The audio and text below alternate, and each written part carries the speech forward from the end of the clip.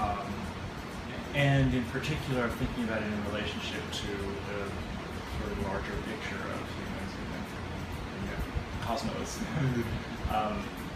And so each proposes some form of alternative to the kind of neoliberalist global capitalism, to which I think very few people are proposing an alternative.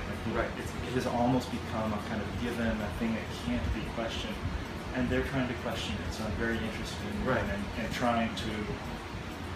I'm trying myself to pose a question to neoliberalism, Right. to find out whether I can articulate for myself or for us some other vision, some other way of relating ourselves to one another. Very interesting. Does your next book, American Anger, which sounds very interesting, does that have anything to do with this, this ecology connection that you just described? And if you keep talking Right, about that. absolutely. It does have to do with that, partly because the ways in which America as a nation historically has acted in the world are, of course, intimately connected with and causally related to many of the ecological issues that we now face and the concerns about, from climate change. But the subject of American Anger, is that a more personal, psychic exploration of Yes.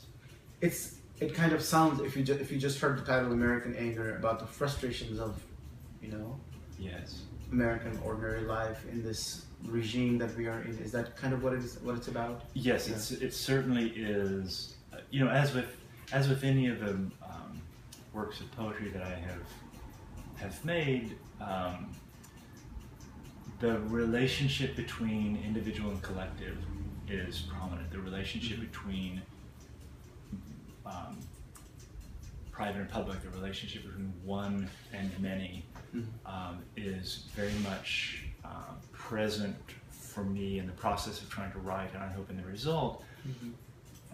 And for me, American Anger is partly trying to figure out what it means and what is the appropriate way to acknowledge and resolve or deal with or accept my complicity in things that I didn't elect to do. So, I wasn't the decider Right. in recent forms of aggression, military aggression that the United States has Right. undertaken, and yet I'm a beneficiary Right. of those acts. So my posing questions about the motives behind Right. that, for example, is very problematic. Right. I can scold Yeah. our political leaders for thinking only about oil, Right. but I'm getting ready to hop on an airplane that's Right. going to use inconceivable gallons of jet fuel. Right. And so the enmeshment Right. in things that I don't,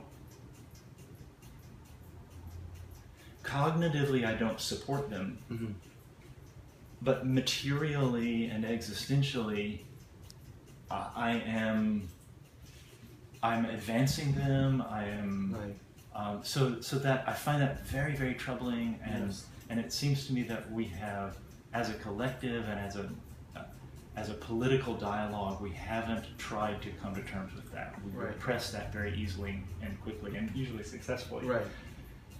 And I'm trying, at least for myself, to unrepress it as much as possible. And bring it out. Is it possible to think it? Yeah. Can I think that? And maybe I can't.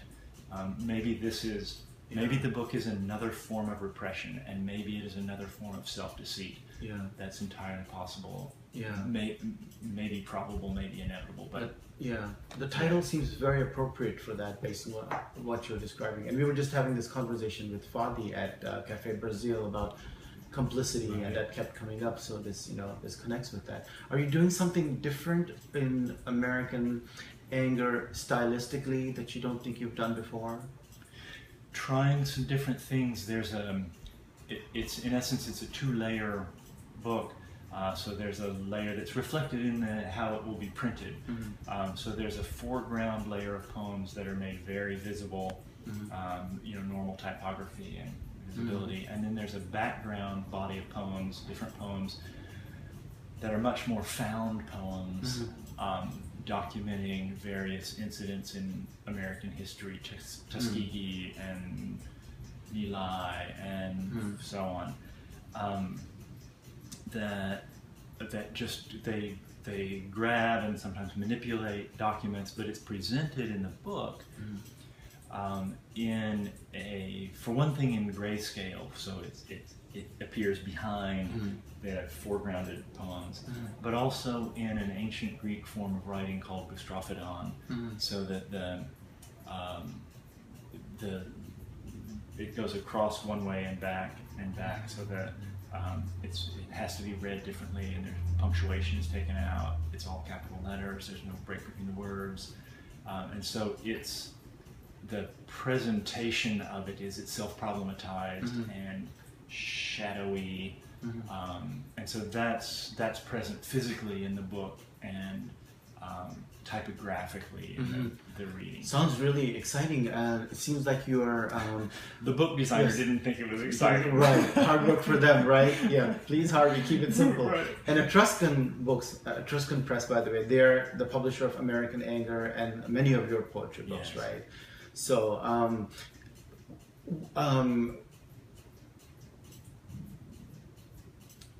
and deserving yes. of much, thank right. goodness for Etruscan, right. willing to do something like that. Put out this risky, challenging work. It's it's not within the standard framework, the standard protocol right. for book production to try to figure this out. How can it be done? Is it a long book? It is, as poetry books go. Yeah. It's right. no War and Peace, but right. as poetry books go, it's just over 200 pages. Oh wow, that is very big for a poetry book. For a poetry book, it's chunky. Yeah, very. It's great that they would go forward with this. So that's great, because that's a very challenging kind of book to do. Structurally, your books seemed, after the early poetry, it seems to me they're very well thought out. The architecture behind the books, the way you were describing American Anger, and even your most recent book, which I have now, I would call it more lyric poetry, right? In five sections or sequences, and you typically have these sections, and they can be very diverse, but they interact in interesting ways. Which of your books structurally did you have the most fun with, challenging, or perhaps the most successfully realized in terms of the structural challenge that you set for yourself? Because I think for about 15 years now you've been setting up these structural challenges, and then you just go ahead and do that, right? Right.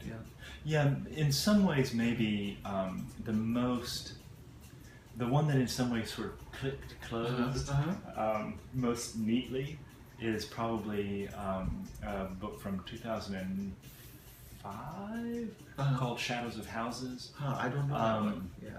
Which has the second sequence in it. It is an interlinked set of sonnets. So there's the sonnet itself is a kind of a tight form, but then there's a tradition of what's called a crown of sonnets. So with sort of repeated lines and so on. And this tries to go one further. So it's kind of 1 year in the life, watching the natural world for a year. And so it's set up as there are 4 sonnets that are the seasons, and then 13 sonnets follow each of those. So that adds up to 52 weeks. Right. And each of those following sonnets takes one line from the season sonnet and places it in the same position in that sonnet. So it's this very intricately sort of interlinked set of sonnets. So in that sense of imagining a form or a structure and having the poems realize it. In that sense, maybe the sort of most successfully realized. Yeah, yeah. The Shadows of the Houses. Technique and the technical challenge, I think, and I think you would agree, often creates the meaning or is a doorway into meaning, right. Isn't it, for poets right. or writers in general, right? Right. For me, it's a mode of discovery and right. a way of keeping me in the position of listener, of trying to let the poetry itself be an investigation, let the poetry itself be talking to me rather than me talking through it. Let the form impose itself on your prejudiced views as the poet, me or you, right? Yeah. Right, exactly. Yeah. And after American Anger, have you thought about what comes next? Because that book is done, right? Right, American Anger is done and will be out in, I believe the publication date is February of 2016 or something. So it's February of 2016. Okay. American Anger will be out, and then spring of 2017, a book will be out also from Etruscan called Rain Inscription. So there's another, and it's a much more normal, well, maybe not so much more normal, but it's much more lyrical than and not 200-page hybrid. And not 200 pages. Yeah. It involves some translation of the ancient Greek philosopher Heraclitus, and so on. But yeah, so that's coming out. Okay, you have put out this very interesting book, Ley Lines, an anthology where you solicited poets' ekphrastic reactions to specific works of art. So that just came out, I think, last year, was it? Right. And then one you're working on now is called Progressive Poetics on your blog, which is Inquire, or you can look up Harvey Hix or H.L. Hix, INQUIRE, and this will come up. So besides that, are there any other these sorts of collective poetic statement kind of collaborations or anthologies that you're thinking about or working on? We actually have just gone live with a completely different website in a collaboration with the molecular biologist Naomi Ward. And so we were both part of a science art collaborative project that was organized by one of my colleagues at Wyoming, Jeff Lockwood, and was sponsored by the Wyoming Humanities Council and by the UCross Foundation. And so Naomi and I have just gone live with a website called microbestiary.org. And our idea is that we have a long history in the book tradition of illustrated books about animals, mythical animals sometimes and real animals sometimes, just arranged by the animal. So a picture of a leopard and a description of a leopard. But we don't have a long tradition of that for microbes, for all these creatures that are around us, that are in us, but we don't know much about. So in the same way that in the 5th century BC, nobody had seen whales. So, and an illustrated whale and a description of it was very informative. And we haven't seen very many microbes. They're in our gut, but we haven't seen them. So we're trying to do a microbestiary, and we're asking scientists who know something about a particular microbe to contribute an image of that microbe and a short description of it, and then we're sending that to artists, poets, musicians, visual artists, and so on, to have some kind of artistic response to that. So we just have a few at this point, and we're just slowly building coming together. This. So yes, engaged in that. It's fascinating as well. I mean, what I love about you is this range of eclectic interest and working with different disciplines, science, arts, different forms of media, and